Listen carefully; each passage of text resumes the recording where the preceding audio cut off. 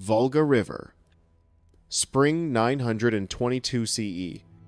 Inside a tent erected on a funeral ship's deck, 6 warriors wait in shadow.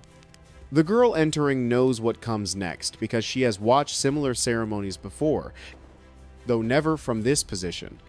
The Arab chronicler Ahmad ibn Fadlan, watching from outside the tent fabric, will record every detail of what happens in the next hour. He will never record her name. She was property, and property needed no individual identity beyond function and value. She was perhaps 19 years old.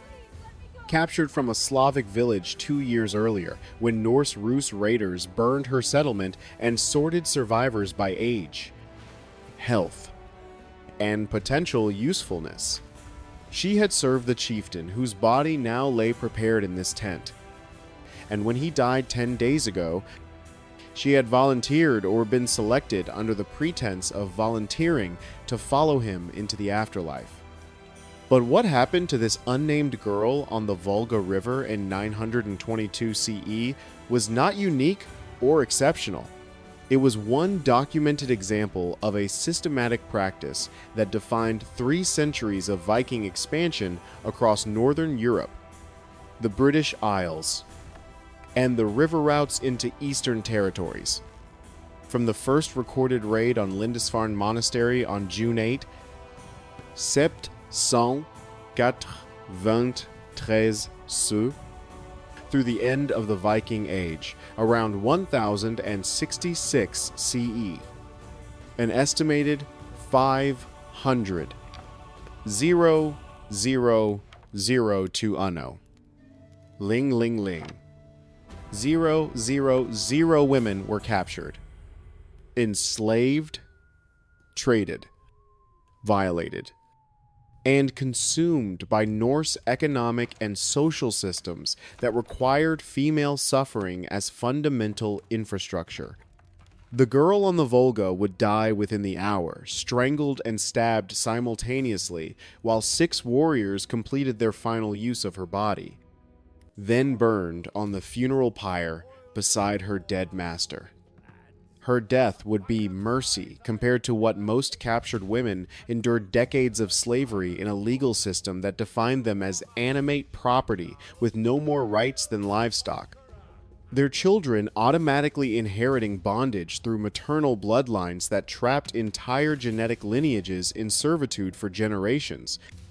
This is the story of Viking slavery's female victims, documented through eyewitness accounts like Ibn Fadlan's, preserved in archaeological evidence from Dublin to Iceland, confirmed by modern genetic studies showing that Iceland's population carries 62% Scandinavian male lineage, but 63% Celtic female lineage, revealing the scale of systematic abduction that built Norse settlements on the bodies of stolen women.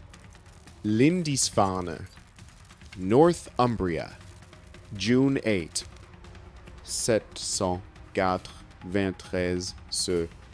Dawn broke clear over the Holy Island off England's northeast coast, revealing 8 longships approaching through the morning mist. The monastery's inhabitants, monks, novices, and several nuns who maintained a separate house within the complex had no warning before Norse warriors swarmed ashore. The Anglo-Saxon Chronicle would record this raid in stark terms. Never before has such terror appeared in Britain as we have now suffered from a pagan race, but the Chronicle's focus on destroyed buildings and stolen treasures barely mentioned what happened to the women. The Vikings sorted captives with practiced efficiency. The elderly and sick received quick deaths, their bodies left where they fell because transporting them offered no economic value.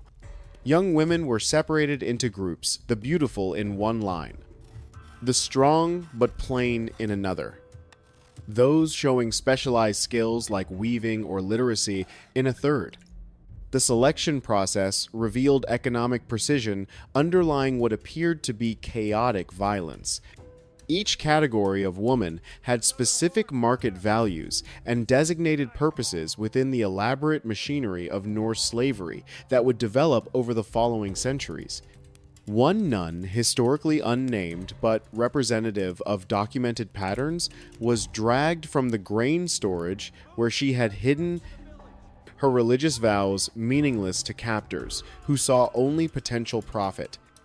She would spend 11 days crowded below deck, in a longship with 40 other women, in a space designed for 20, receiving no food for the first 2 days, and water only when waves crashed over the side. 2 women would die during the voyage, and be thrown overboard without ceremony. The survivor would reach Norway to be divided among the raiders, according to reputation and valor. Shown in battle, the raid leader claiming first choice, his warriors selecting next. The least valuable women going to farmers, needing field labor. The Lindisfarne raid established the template for 3 centuries of systematic abduction that would transform Northern European demographics through forced migration on a scale unmatched until the Atlantic slave trade 7 centuries later. Dublin, Ireland. 852 ceux.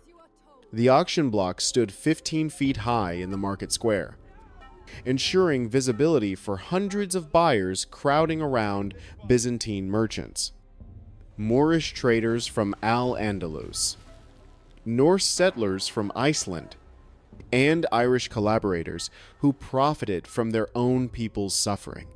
Dublin had transformed since Vikings established a permanent settlement in 841 CE. By the mid-9th century, it had become Europe's largest slave market, processing thousands of women annually through holding pens that could maintain 500 captives at a time, feeding stations that provided minimal sustenance to preserve value without excessive cost, and medical inspectors who isolated sick women to prevent epidemics that might destroy inventory.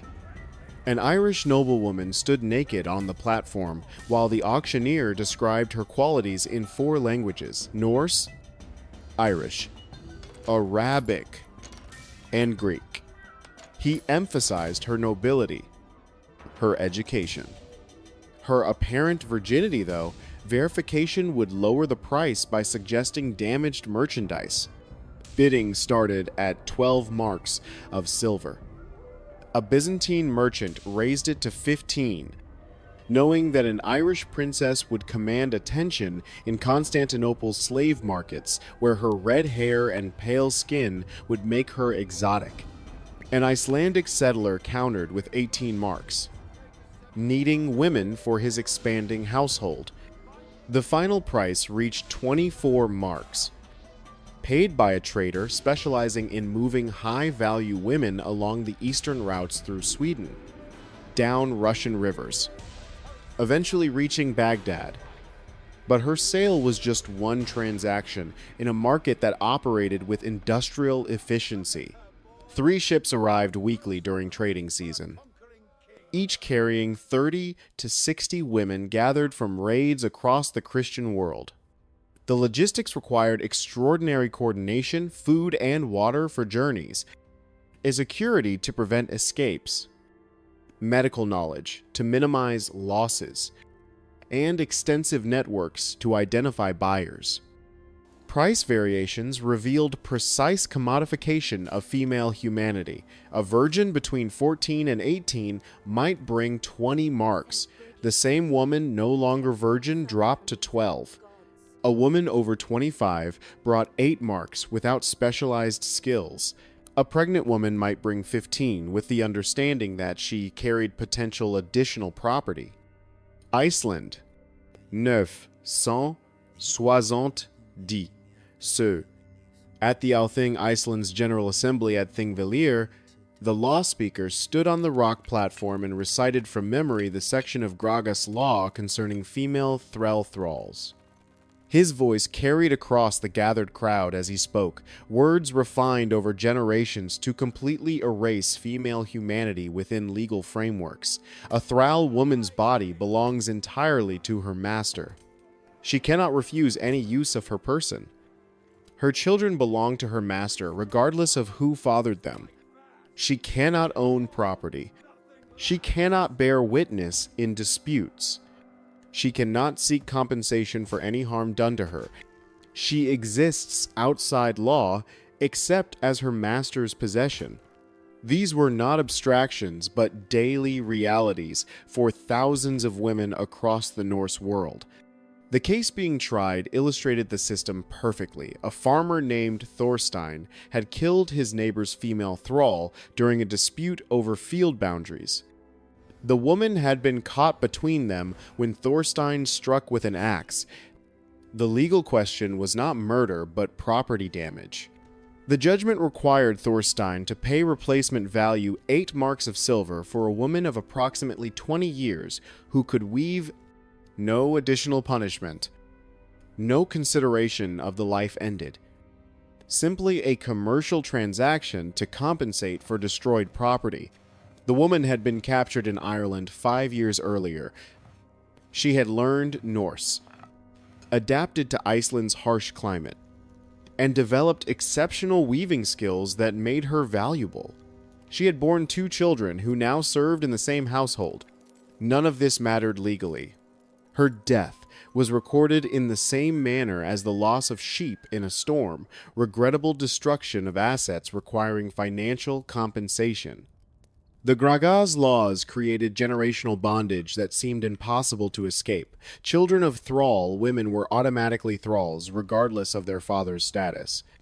Even if a free man acknowledged paternity, even if he wanted to claim the child. The law was absolute. The mother's status determined everything. Freedom could not be inherited through fathers. Slavery passed through mothers like a curse in the blood, creating situations where free men might develop genuine affection for thrall women and consider their children beloved. But the law forbade granting freedom without the owner's permission, which required purchasing both mother and children at full market value. Ireland. 866 ceux. The wedding feast took place in a hall where the bride's father's blood still stained the floor 3 days after the battle that had destroyed her family's fortress. The bride wore her dead mother's wedding dress.